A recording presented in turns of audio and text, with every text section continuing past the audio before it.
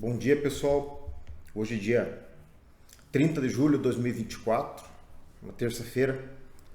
Friozinho e ventando em Guarapuava, como tinha que ser nessa época. E Deus tem sido bom para nós. Estamos vivos aqui, eu para falar e vocês para ouvirem aí. E Deus para cuidar de nós todos, né? Pessoal, vamos começar a fazer uma introdução hoje, porque esses dias a gente ouviu um pastor conhecido aí que é deputado, né? Foi criticando as manchetes da internet e tal, dizendo que tinha que cuidar porque não podia falar mal de pastor e que tinha que fazer igual na outra igreja que o pessoal acobertava os pecados do povo lá. E esse negócio de ungido do Senhor e os levitas, não sei o quê. Quero ler uma palavra para você aqui, que está lá em 1 Pedro 2,3, que ele fala a respeito dos que aceitaram Jesus e que estão vendo com Jesus, diz assim: mas vós sois a geração eleita, o sacerdócio real, a nação santa, o povo adquirido, para que anuncieis as virtudes daquele que vos chamou das trevas para a sua maravilhosa luz. Mais lá em cima no 5, ele diz assim: vós também com pedras vivas sois edificados casa espiritual e sacerdócio santo para oferecer sacrifícios espirituais agradáveis a Deus por Jesus Cristo. Todo crente que recebe a Jesus de coração, ele passa a ser casa espiritual do Espírito Santo e sacerdote de Deus vivo. Então esse negócio do levita, do ungido de Deus aí... Bom, vamos lá.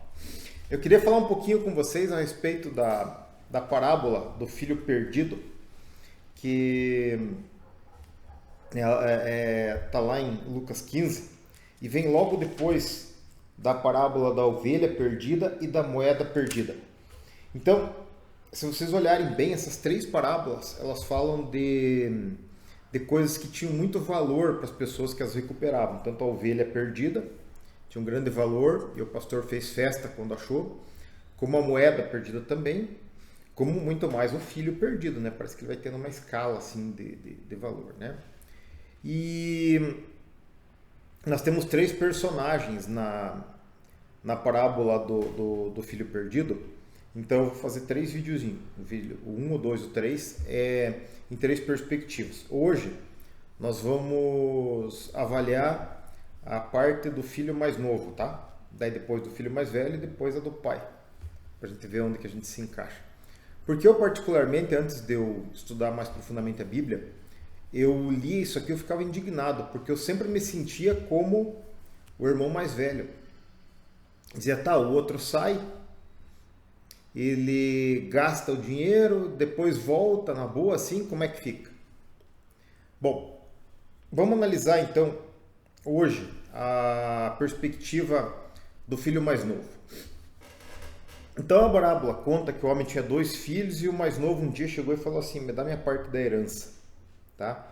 E mais à frente diz assim: e o pai repartiu os bens entre os dois. Eu quero ficar por aqui hoje. Então, percebam o seguinte: existem muitas coisas no mundo às quais você dá valor e outras que têm preço só e não tem valor. Tem algumas que têm valor e preço, outras têm valor, não tem preço, outras têm preço, mas não tem muito valor. Quando você olha as coisas do mundo hoje, nós já conversamos sobre isso, o que você enxerga?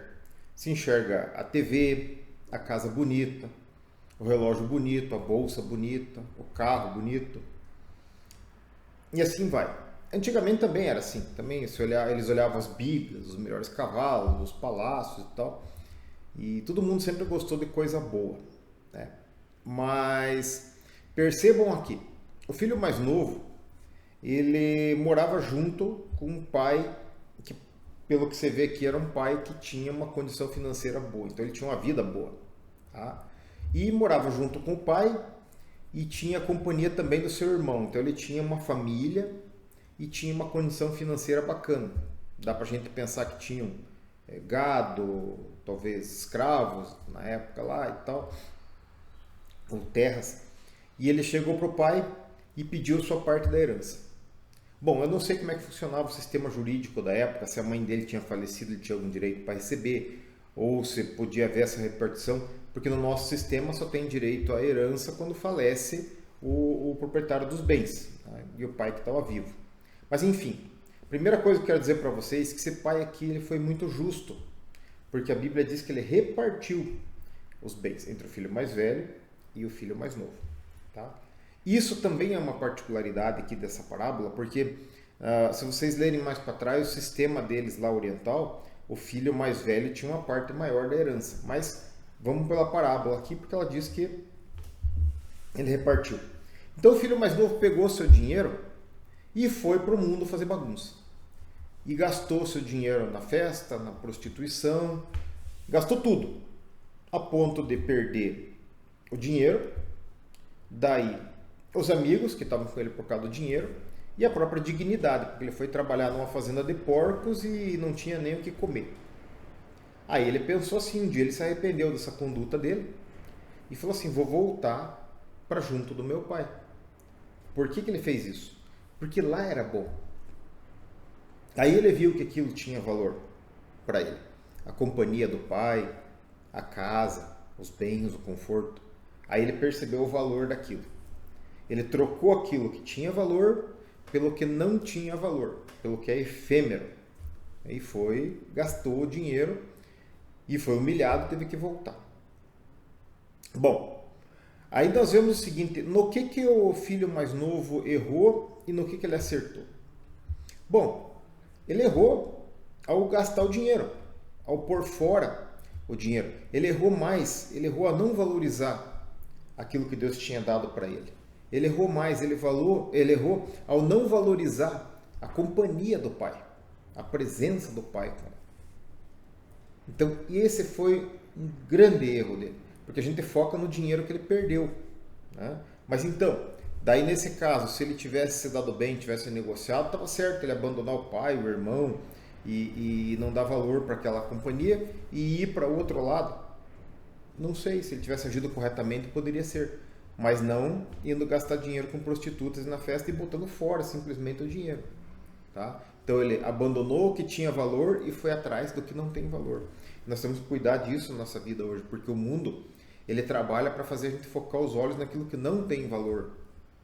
O que a gente pensa, o que vem aos nossos olhos com a propaganda, com as coisas que andam em volta, né? São coisas que não têm valor. Tem preço, mas não tem valor. E muitas vezes as pessoas abandonam a honestidade, a família, a dignidade, os valores, a companhia de Deus.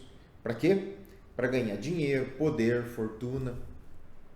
Quantos vocês olham os nossos políticos, por exemplo, vão na televisão e mentem. O cara mente. Pode ser o seu político de estimação, pode ser o meu político de estimação, mas eles mentem.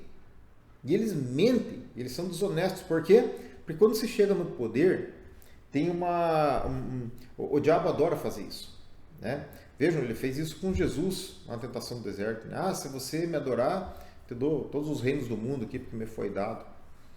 Tá? E as pessoas não resistem a essa oferta, porque o cara olha assim e diz, putz, mas se eu contar a verdade, eu perco o meu cargo aqui, o meu poder, o meu prestígio, então eu vou mentir. E isso está acontecendo. Nos políticos é mais comum, mas com os nossos religiosos de sempre, com os comerciantes, com os médicos, com os advogados, com todo mundo.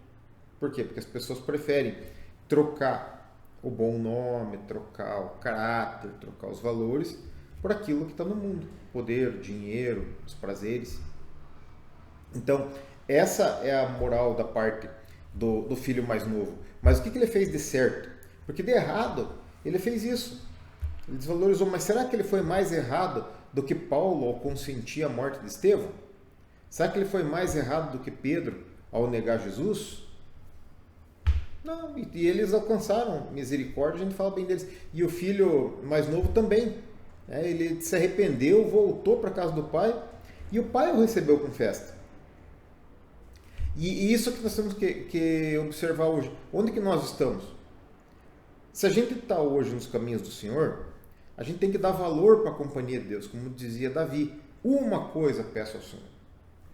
Uma coisa. Como dizia Jesus, uma comida eu tenho. uma comida. Então, essa presença do Espírito Santo que faz a gente crer, a gente ter fé, a gente ter esperança no futuro, a gente saber que as vitórias nos esperam e que ainda que as nossas vitórias não sejam para essa vida, nós temos um futuro melhor, porque o Senhor vem nos buscar e nos prometeu isso. Então, essa é a pérola de grande valor que nós temos no nosso coração e nós não podemos abrir mão dela. Nós temos que manter o foco nela. Se porventura você um dia já teve nessa condição e você porventura abandonou essa condição, você pode voltar como o filho que se arrependeu. Não voltar em qualquer condição, voltar arrependido, em mudança de atitude. E se você nunca conheceu Jesus, se nunca esteve perto de Jesus, nunca teve essa oportunidade, você pode se chegar ao Pai confessando a Jesus. E voltar para o bom caminho, voltar para onde você tinha o teu conforto, a tua casa, um pai que faz festa quando você está perto dele, um pai que valoriza a tua companhia mais do que as outras coisas, que vai ser tema do outro vídeo. Mas que Deus te abençoe, que você possa valorizar essa presença do Senhor, valorizar a vida que Ele te deu, as coisas que Ele tem dado para você hoje. Guarde isso no teu coração e não troque isso pelas coisas do mundo. É por aí. Deus te abençoe.